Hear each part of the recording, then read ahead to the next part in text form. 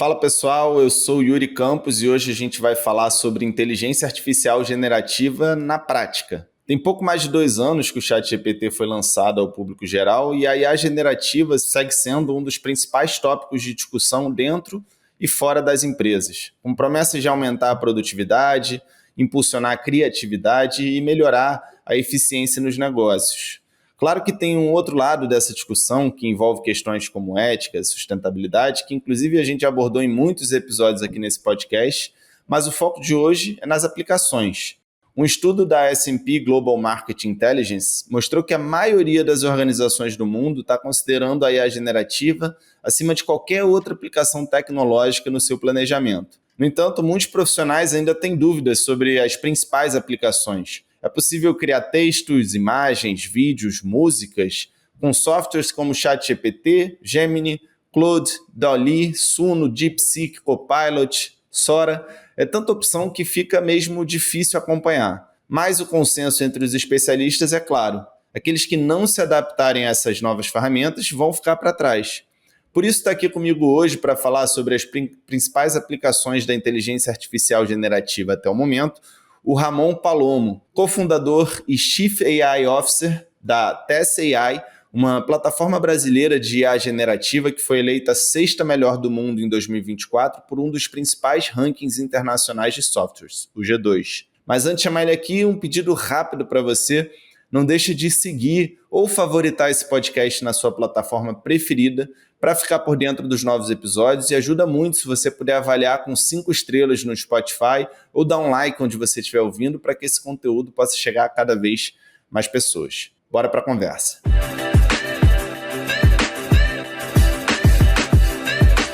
Fala, Ramon, tudo bem? Cara, muito obrigado aí pela disponibilidade e seja bem-vindo ao Lab de Tendências. Tudo bem, Yuri. Prazer estar aqui, compartilhar um pouco que a gente vem vivendo, né, mergulhado aí 24/7 nesse mundo da IA generativa.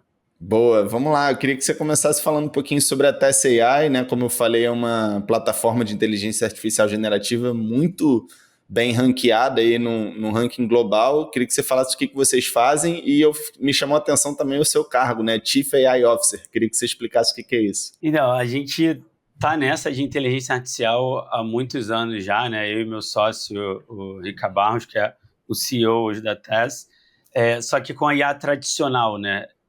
E aí dos últimos anos para cá, né? Como você falou, há pouco mais de 2 anos, que teve esse boom da IA generativa, e a gente, né? Até quando foi engraçado, quando já viu, nosso time de devs já estava, alguns ali, de certo modo, bem envolvido com essas questões de IA generativa, e a gente mergulhou a fundo também, embarcou isso na nossa infra, na nossa tecnologia, e lançamos a Tess AI, que é essa plataforma de IA generativa com foco para empresas, né? Nosso objetivo sempre é trabalhar o uso da IA no dia a dia do profissional, né? Pode ser o uso individual, mas ainda profissional, ou gerando valor para a empresa. E com essas transformações todas, é claro que também o organograma, né? O organograma das empresas, os cargos também vão mudando. A gente tem engenheiros de prompt, né? As pessoas, agent builders, né? Ou criadores, implementadores de agentes de IA.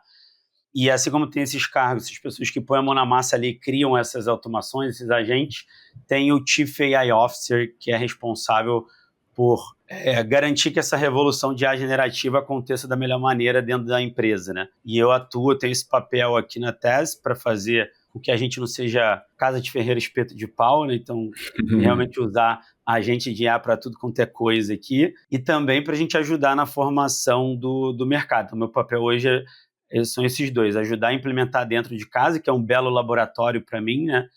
E com isso gerar conteúdo, fazer treinamentos, cursos, e aprimorar o nosso software para gerar mais valor a cada dia aí para as empresas e para os profissionais, né? E a Tess AI é tipo uma agregadora de ferramentas? Como é que funciona? Ótimo. Esse é um dos benefícios da Tess, né? O fato, a gente como uma plataforma, a gente já resolve uma grande dor assim, das empresas, que é como você comentou, tem milhares de opções, tem opções boas, ruins, né? Tem as opções que eu brinco que são voos de galinha, né? Então tem muita gente que está conseguindo ganhar dinheiro lançando aplicações ou plataformas de IA generativa, mas não são uma empresa séria por trás, ou não estão querendo fazer algo realmente sustentável, pensando em lifetime value, né? Pensando em ser um produto ali na prateleira, na stack de tecnologia das empresas, a longo prazo, né? Então, a gente tem esse papel de fazer essa curadoria, a gente só embarca plataformas que são sérias, de fato, que tem, na verdade, mais que isso, que respeitam questões de compliance e de segurança, já que a gente está lidando nesse olhar de empresa. E aí estão as maiores do mundo, que você comentou, né? GPT, Claude, Gemini, as maiores de imagem, vídeo, de áudio, todos os multimodais que a gente fala, né? Então, de texto para áudio, áudio para texto, texto para imagem para imagem, todas as combinações a gente tem na TES. Então, é um único lugar que você já paga uma licença e tem acesso a todas elas, com segurança, né, em nível enterprise. E ali você já consegue embarcar todo mundo da empresa sem dor de cabeça. E evita um problema sério que, antes da IA generativa, a gente já ajudava, a gente ainda ajuda a resolver, um problema gigantesco da pequena, média e grande, que é a consolidação de dados, né? A gente, por exemplo, aqui a gente implementou o nosso CRM, né? A gente usava Salesforce, depois a gente foi para HubSpot, antes disso a gente usava algumas outras menores, e com a HubSpot, que a gente parou nela, né, pelo menos por um bom tempo já, ela ajudou a resolver uma dor que é ter tudo em um único local, né? Então, como CRM, isso é muito, como as pessoas não sabem, né, o Customer Relationship Management, né? Uma única plataforma para se gerenciar o relacionamento com o cliente. Para a gente foi uma transformação, ajudou muito. Na linha agora da IA generativa, assim como Netflix, né? Netflix também consolidou muita coisa antes de vir outras Netflix, né? Como Disney Plus, Prime Video, essas coisas. A Netflix resolveu uma grande dor, que é consolidar um monte de coisa ali, né? Locação, TV aberta, TV fechada, etc. Então, em um único local você encontra um demand streaming ali, o que você quer assistir, né? Então, na mesma linha, tentando trazer algumas analogias aqui, a gente se enxerga como isso para o mundo da IA generativa. E aí evita você pulverizar mais ainda dado, né? Tudo de documento, de material importante para usar na IA generativa, você pode botar em única base de conhecimento e já ativar o modelo de IA que você quiser ali dentro da Seja lá qual for a ferramenta, ela já parte do conhecimento desses dados da empresa, que tem um sigilo aí, que vocês que garantem essa proteção desses dados a partir da plataforma, vocês enquanto plataforma? Sim, junto com a infraestrutura que a gente tem aqui por trás, né? Da Google Cloud, a gente usa, da MongoDB, são os gigantes da área de infraestrutura e segurança de dados que a gente usa, né? E customiza e paga para ter tudo os clientes, né? Cara, me dá uma ideia mais ou menos quantas empresas que vocês têm como cliente hoje, e eu imagino que isso deva gerar muitos dados que são ricos para vocês também de conhecer o comportamento das empresas, né? Quais são as principais dores das empresas hoje em dia? Eu queria que você falasse sobre essa percepção geral. O que você tem visto enquanto dor das empresas que elas estão buscando sanar com inteligência artificial generativa, e daqui a pouco a gente entra um pouco mais na aplicação de fato, né, no que tem sido usado, quais são as principais áreas impactadas. Ótimo. Com a TES, cara, a gente tem mais de 1 milhão, quase 2 milhões já de usuários na plataforma pelo mundo todo, são mais de 150 países ali que está rodando. Caraca! Né, a galera usando, então tem alguns casos bem legais que agora eu não estou lembrando qual país, mas ele mandou até mensagem para o Rica agradecendo a TES AI. Ele é de algum país, acho que do leste europeu, não sei, algum país distante da gente aqui, e ele falou o quanto, e é até um caso pessoal, mas foi lindo, então eu quero trazer aqui, que até falou o quanto ajudou a filha dele, que tinha algum problema de aprendizado, alguma questão de deficiência mental, e o quanto a TES ali ajudou no dia a dia, nas tarefas de dever de casa. Então, assim, acontece esse tipo de coisa quando você tem um monte de gente espalhada aí pelo mundo usando. Legal. Né?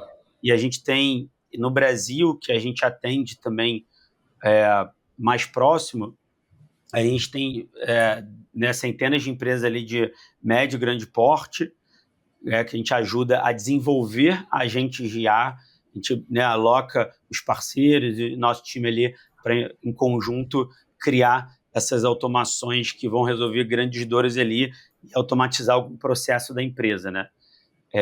E aí que você falou de aprender, com certeza, com esse dado, a gente, primeiro por questão de segurança, a gente tem camadas de segurança para filtrar quando não é o uso profissional, então a gente tem um filtro que é safe for work, né? Então, realmente, a gente, dependendo do que ele manda ali, a gente tem um filtro que é para garantir que ele só vai consumir a plataforma se for para algum uso profissional, né? Aí tem questão de tratamento para evitar, sabe, pessoas usando para conteúdo pornográfico ou qualquer coisa sensível assim, sabe? Então, tudo isso a plataforma bloqueia, o que é, né, muito bom para garantir o consumo de qualidade para a empresa e também, né, o safe for work, como o nome já diz.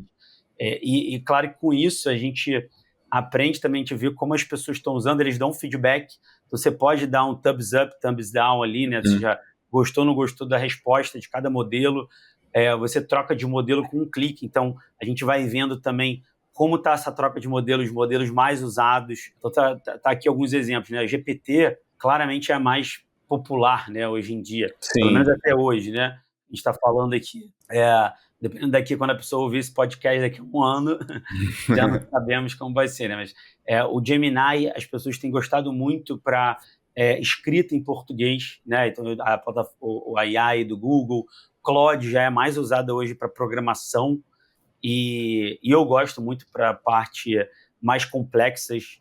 Tenho usado bastante o Claude da Anthropic, né? Que é investida pela Amazon.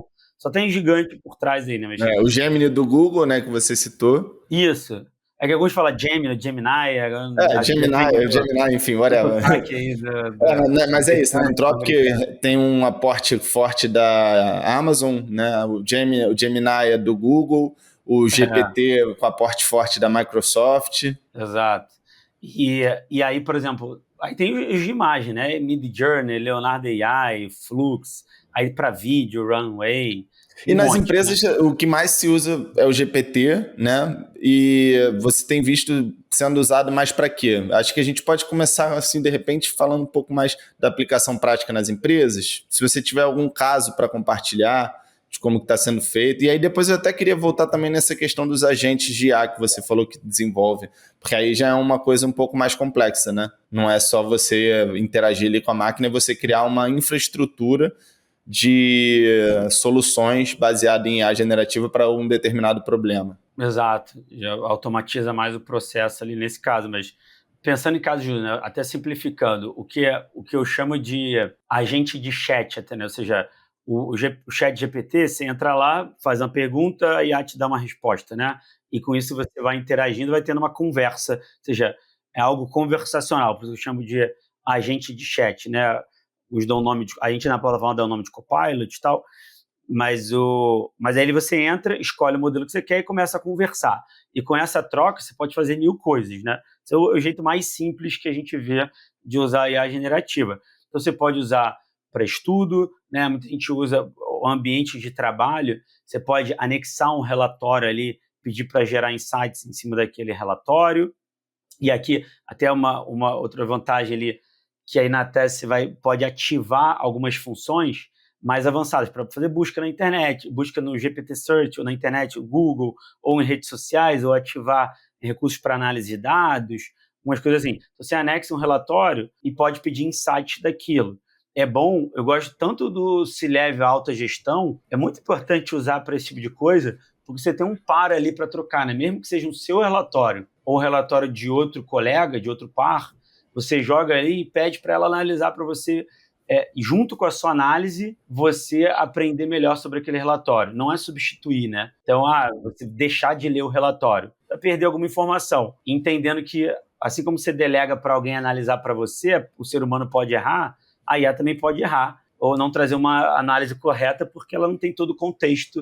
Ou seja, pode errar por sua causa, né? Porque você não trouxe todo o contexto necessário para ela fazer uma boa análise. E aí ali você vai aprendendo. Cara, para mim, é bem simples.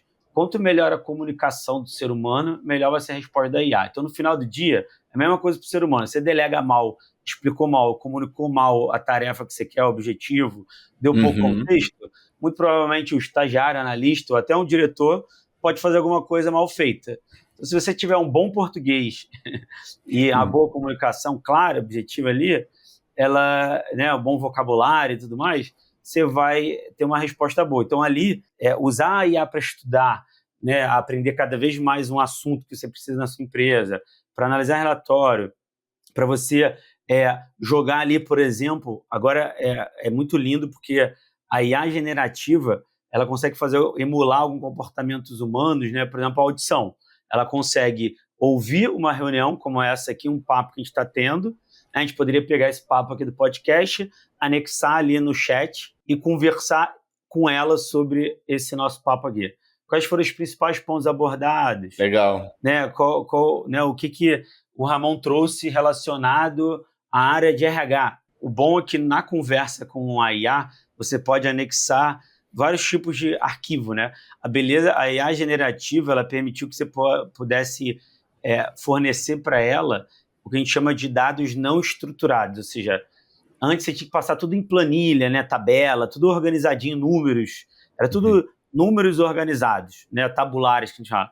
Agora não, agora você pode mandar um documento, uma apresentação em PowerPoint, um documento em texto, né, em Word, um áudio, um vídeo, você manda um dado não estruturado, não organizado assim, joga para ela consegue processar isso muito bem.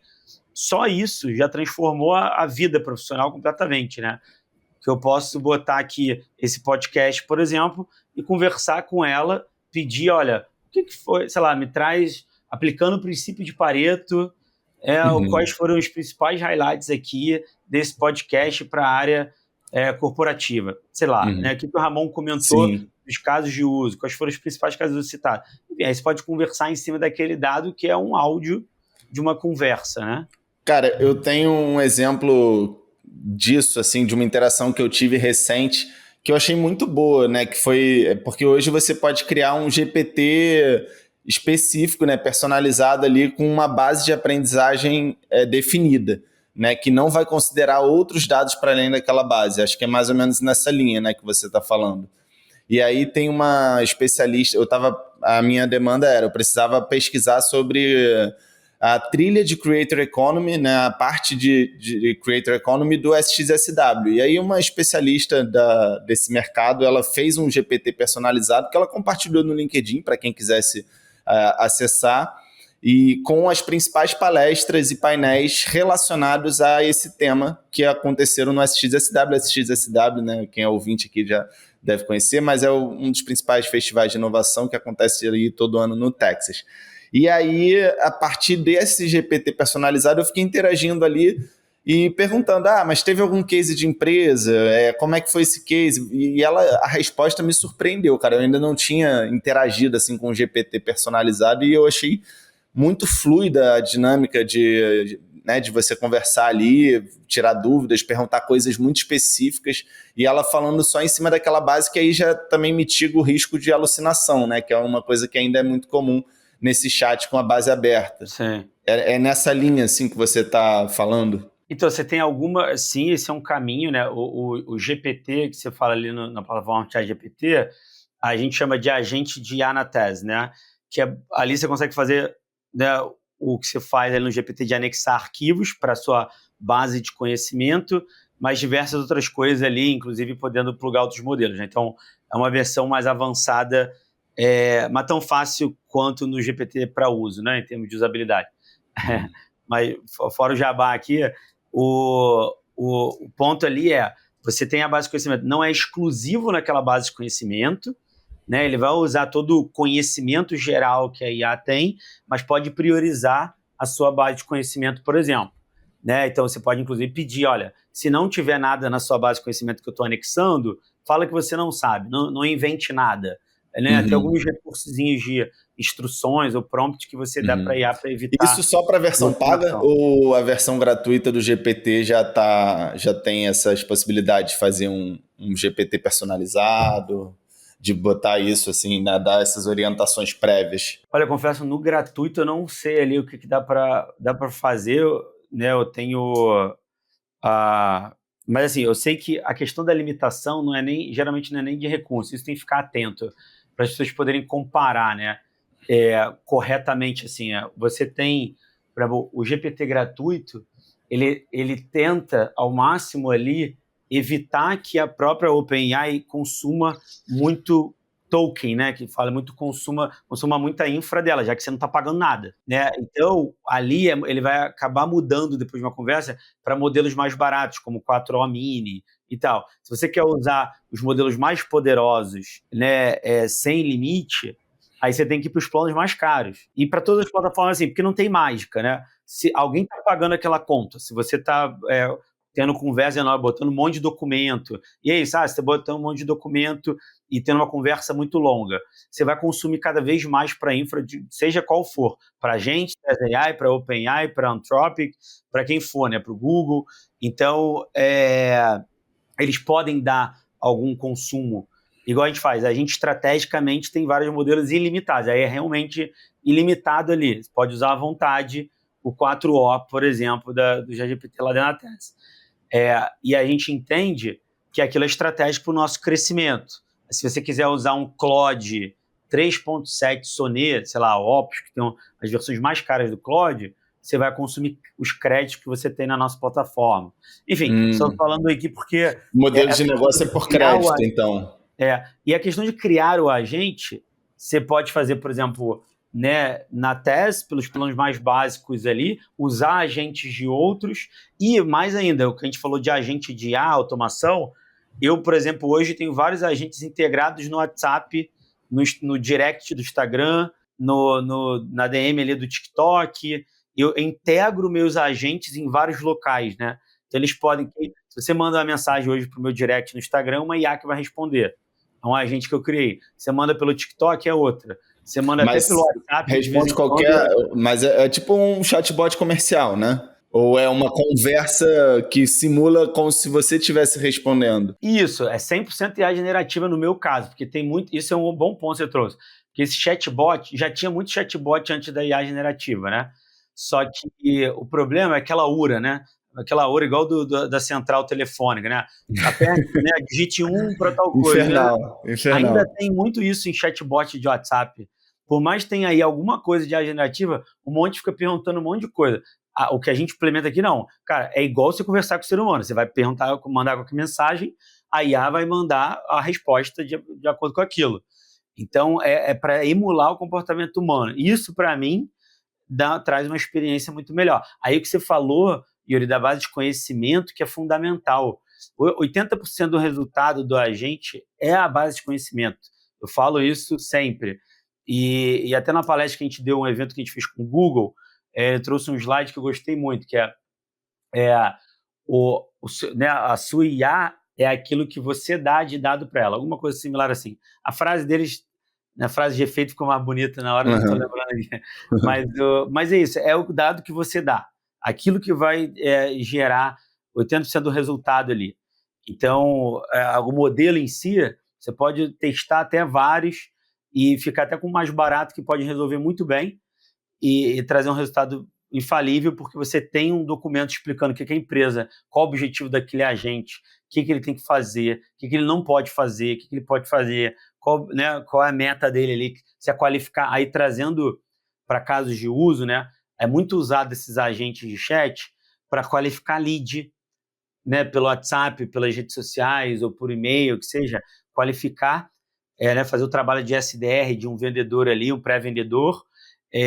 Pós-venda... O que é SDR? SDR é o profissional ali da pré-venda, né, que qualifica antes de marcar uma reunião com um especialista, por exemplo, para lidar, né, fazer demonstração, lidar com contrato e tal.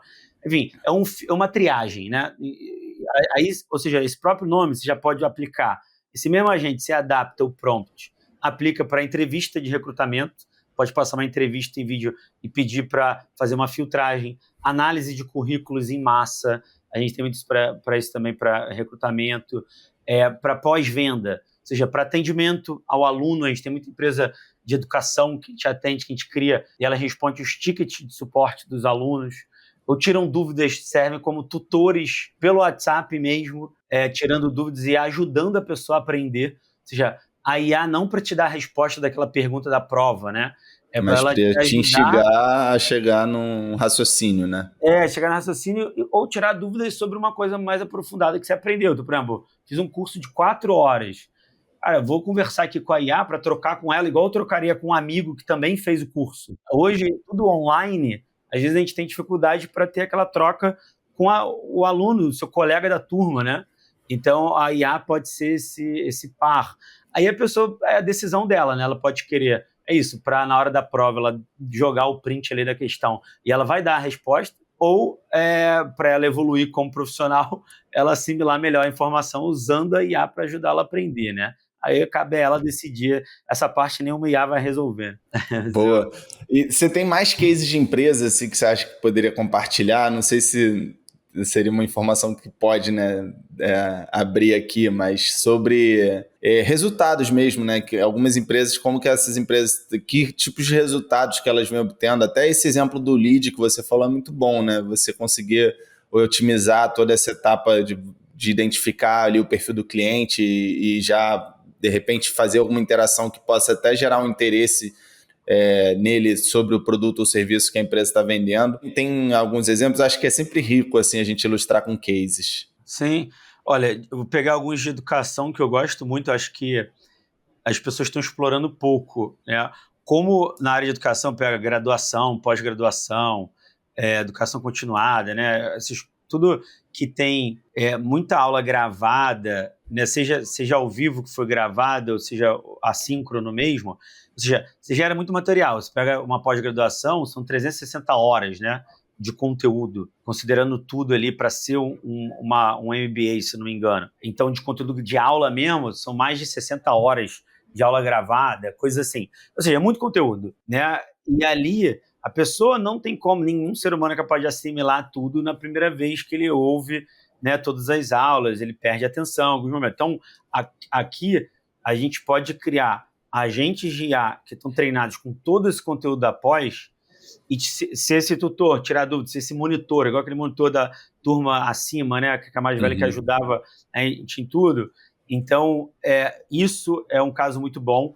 Muitas plataformas de conteúdo, onde você sobe conteúdo, já tem alguma coisa assim pronta. Todos estão embarcando de alguma forma em IA generativa.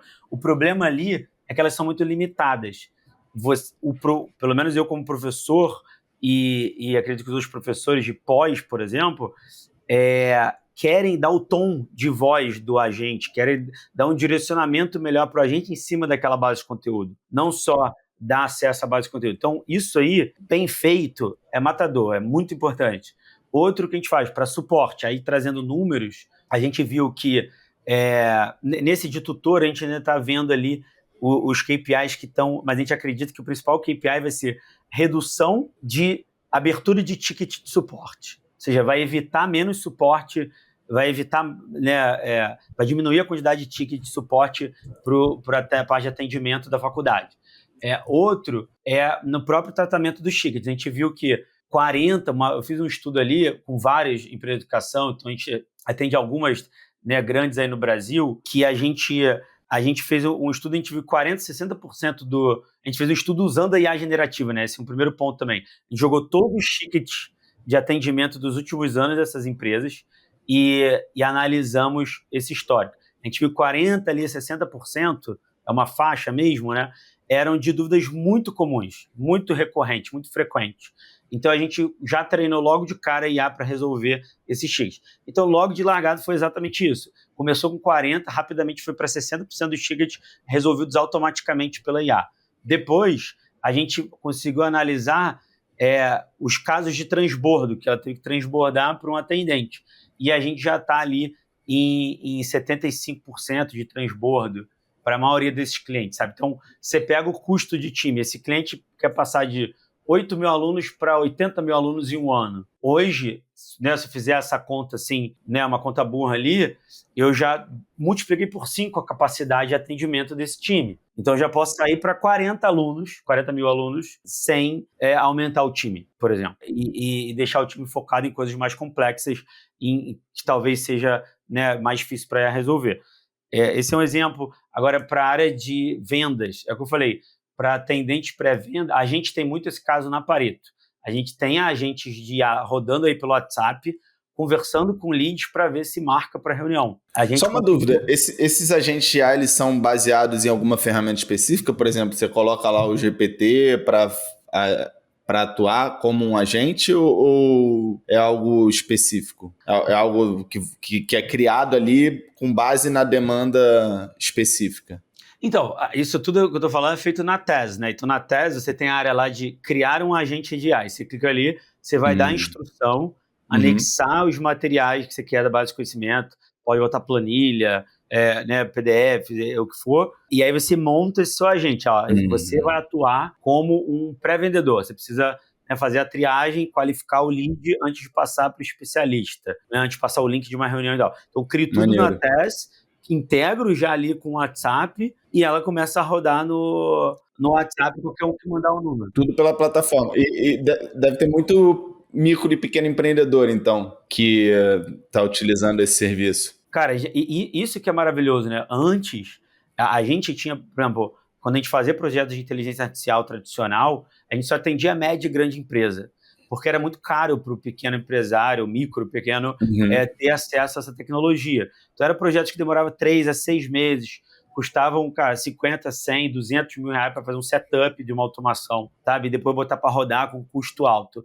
Hoje, é isso. Na tese, ele é R$49 por mês. A pessoa tem a plataforma e ele mesmo pode criar. Maneiro. Né? O próprio profissional cria sem codar, com os videozinhos. Cara, tornou acessível absurdamente algo que era muito de altíssima tecnologia, agora está disponível para o micro e pequeno empresário. Essa é uma dos pontos da revolução da IA generativa, né? Porque antes tinha machine learning, por exemplo, ainda é uma coisa fantástica, né? Algumas coisas de algoritmos avançados de machine learning e tal, só que era caro a uma empresa botar, agora não. Então isso realmente popularizou muito. E aí ali ele cria e ele dá uma... É como se ele estivesse criando um funcionário, né? Ó, e com cargo, isso que eu indico também. Às vezes o pessoal acha que a generativa é o agente que sabe tudo e resolve tudo, né? O melhor é você dar uma função específica para ele. E ele vai, ó, atue como um pré-vendedor, né? E faça isso para esse produto, para esse caso, né? E aí você dá essas funções. Mas nesse caso da Pareto, por exemplo, a gente conseguiu duas coisas. A gente conseguiu qualificar lead muito melhor, porque nenhum ser humano está disponível 24/7, a IA está. Né? Então a gente viu que fora do horário comercial, no final de semana, a IA conseguia qualificar muito mais leads, né? E o vendedor não estava disponível corretamente ali. Né? E mais ainda, como que o vendedor, o pré-vendedor lá e o vendedor pegam leads muito melhores, mais quentes já, ou mais complexos assim, ou empresas maiores, aí se definem as regras de negócio, eles pegaram menos volume, com uma qualidade muito melhor, então eles passaram a vender 3 vezes mais. Ou seja, ganhar 3 vezes mais comissão, ganhar muito mais dinheiro. O vendedor ganhou mais dinheiro usando a IA para fazer parte do trabalho dele. Substituiu, sim, o trabalho, né? Mas ele ficou com outro trabalho. Se a pessoa, né, for boa, ela sempre vai ter espaço ali, né? Se a pessoa não mandar a questão para a IA resolver e ela aprender com a IA a resolver, o caminho, a jornada, a carreira dela está garantida. Boa. E, cara, hoje em dia, assim, o que você está vendo que mais está te impressionando dentro desse mundo da IA generativa? Eu acho que a gente falou aqui sobre algumas ferramentas específicas, né? Inclusive que estão lançando cada vez mais novas versões, o próprio GPT, com uma versão nova, né, que foi o 4O, né? Foi lançado, acho que no final do ano passado. Tem alguma coisa assim que você está olhando que você indicaria para as pessoas prestarem atenção? Cara, isso aqui vai ser um game changer. Assim, é um chute. Tudo que a gente está falando aqui já é um game changer, né? Já está mudando o jogo. Sim. Mas assim, é porque realmente está acontecendo muita coisa assim, muito rápido. Eu não vejo mais nem tão grandes atualizações do LLM, que fala, né? Do modelo ali, do Large Language Model, né, estamos no 4.5 preview lá do GPT, aí o Gemini lançou também, todos vão lançando, né? Aí tem as IAs chinesas também que lançam isso. Então lançamento tem o tempo inteiro de novos modelos assim. Agora, o que realmente está mudando, para mim, é a forma com que você interage com esses modelos, né? Então, com voz, né? Você já pode conversar por áudio com a IA, você já pode usar a IA para ver o que você está fazendo no seu computador ou através da câmera. Então, você está dando sensores, né, para a IA generativa usar aquilo que ela consegue processar, né, um vídeo de né, a câmera para ela ver as coisas ali, entre aspas, né, o áudio. Então, você vai dando vai plugando essas coisas e vai tornando ela cada vez mais multimodal, multifunção ali, né? Então, o que eu aconselho realmente, hoje, uma coisa eu garanto, não tem uma melhor para tudo. Então, por exemplo, se você for pegar em termos de custo, as IAs chinesas, a DeepSeek, né, e tem outras ali que estão sendo lançadas, a gente já tem também lá tudo na tese, a forma, ela não foi nada tão disruptivo em termos do modelo, né? Até tem alguns, eu não sei precisamente o que é, o que não é ali, mas tem uns que falam que usou como base um modelo já existente, do Claude, foi nada criado do zero.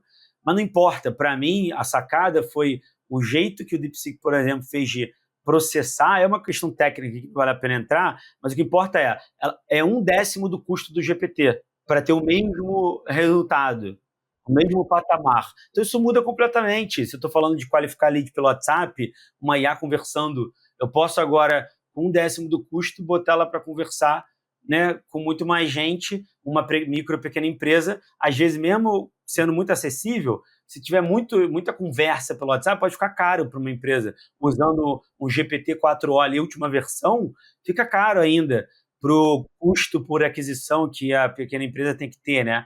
Agora, com o DeepSeek, talvez não. Então, sabe? Então, tem muita... Ali, para mim, ir aprendendo essas coisas, né? O que está... sair da fumaça, né? Na rede social, por exemplo, influenciador, né? Um monte de pergunta lá, e como é que você faria para acabar com o mundo, né? Isso para mim é tudo uma palhaçada, porque desculpa falar, mas é porque ele gera um problema para o que a gente está tentando fazer no mercado, que é educar, dar confiança para a pessoa aprender a usar, né, sem medo de nada.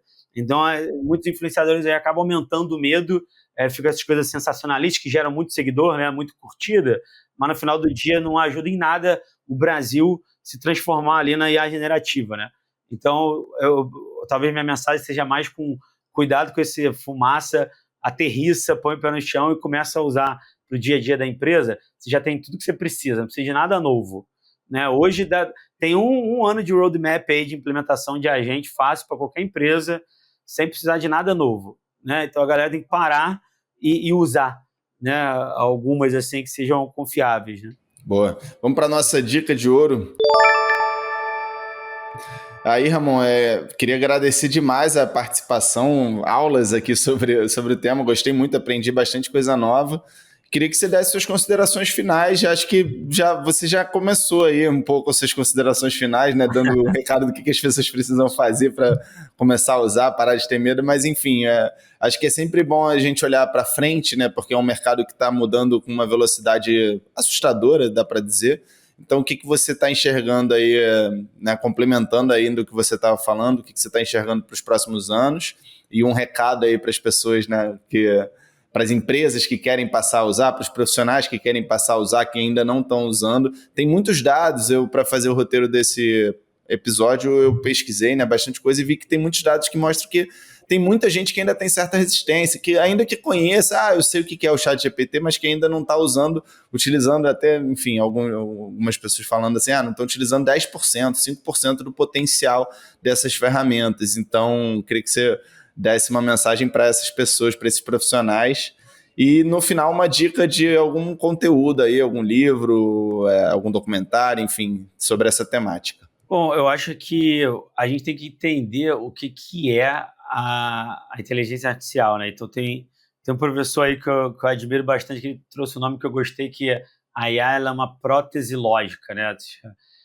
Ela te ajuda em muitas coisas ali nesse mundo da lógica, né? De dedução, de indução, enfim, a você aprender e entender coisas técnicas, né? Aprender a desenvolver habilidades que você não tinha como ter antes, no nível que a IA consegue te entregar, né? Então, hoje, qualquer um tem um gêniozinho do lado.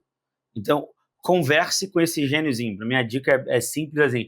Pouca gente... O pessoal fala hoje que está usando, né, um Copilot, uma IA generativa qualquer, né, Gemini, GPT da vida, mas no final do dia, tenho certeza que se eu pegar o histórico de login dela nessas plataformas, não está na frequência desejada, entendeu? Então, assim, entre todo dia, a primeira aba aqui do meu Chrome é a Tez AI, eu entro no Copilot, começo a conversar, eu planejo meu dia conversando com a IA. Então, fazer isso é o primeiro passo, é só conversar com ela, pode te ajudar em literalmente tudo, sem a menor dúvida. Aí, o que a gente não pode esquecer é o que ela não é, né? Ela nunca vai ter a capacidade de adquirir consciência, igual o ser humano tem, sabe? Isso, a IA generativa é nada mais que uma ferramenta. Então, use essa ferramenta. E aí, o que sobra para o ser humano? Essa parte, né? Que só um humano tem, não a máquina nunca vai poder ter. Então, a pessoa trabalhando essa parte humana dela, aprendendo, sei lá, sobre virtudes, sabe? Aprendendo a ser uma pessoa melhor, e como usar aquilo para fazer algo que realmente ajude a sociedade, e aí usando uma ferramenta poderosa dessa, a gente vai conseguir agregar, né, realmente muito valor e transformar nosso país. Então, é isso, foque em estudar, né, filosofia, né, essa parte que eu comentei de virtude que é o mundo, e, enfim, psicologia, o que for ali da parte humana, sem abrir mão, né? Eu sou engenheiro, só vou deixar claro aqui, eu gosto de matemática, física, ainda resolvo minhas questõezinhas, assim, que eu gosto de matemática, mas hoje com a IA eu aprendo muito mais rápido, né? É isso, eu consigo usá-la. Então, para se proteger, o que eu estou falando é esse aprendizado da parte humana. E, por fim, vou convidar para testar a Tez, né? Claro, então loguem lá. Boa, o link vai estar na descrição, a gente vai colocar todos os links aí da nossa conversa. Eu ponho um cupomzinho lá então, para a gente botar nesse específico aí para o podcast. E de referência, cara, olha, eu também gostaria de dar o meu canal do YouTube, então eu estou botando muito conteúdo gratuito lá. Então, tudo que eu falei, que você vai precisar é ter uma conta na Tez, que é R$49 por mês que eu falei, como eu falei, a partir desse valor. E ali tem muita coisa que eu dou referências de outras plataformas também, outras ferramentas, então eu não me prendo só a Tez AI, mostro como gerar valor, casos de uso reais. Ali eu trago ou que a gente já desenvolveu para a empresa, ou que a empresa aceitou eu compartilhar. Então eu vou trazer cada vez mais números também, comprovando o valor gerado, e as empresas, inclusive, convidadas. Tem muita coisa aí na fila para sair, tudo gratuito ali no meu YouTube. E na Tez, você contratando, você tem a Universidade da IA também. Também tem curso ali prático, ferramental, mostrando como usar. E aí eu posso deixar outros links também ali. A gente tem certificação em IA, MBA em IA, tem muita coisa legal que a gente está fazendo com outros parceiros da área de educação. E é isso, você tem que aprender e usar. É igual Excel, se fizer curso e demorar uma semana para entrar no Excel, você vai esquecer. Eu, pelo menos, senti isso quando fiz meu curso de Excel. Então, façam o curso, as aulas, usando a plataforma, né? É a melhor maneira. Boa. Ramon, muito obrigado a você que ouviu a gente até aqui também. Lembrando que a conversa não encerra agora, a gente está no Instagram, o @CasaFirjan, onde a gente mantém a programação da casa sempre atualizada, com muito conteúdo relevante, e quinzenalmente aqui na sua plataforma de áudio preferida para falar o que você precisa saber hoje para estar cada vez mais preparado para o futuro. Obrigado e até o próximo episódio. Valeu, Ramon. Obrigado, Yuri. Obrigado pela oportunidade, pelo convite. Tchau.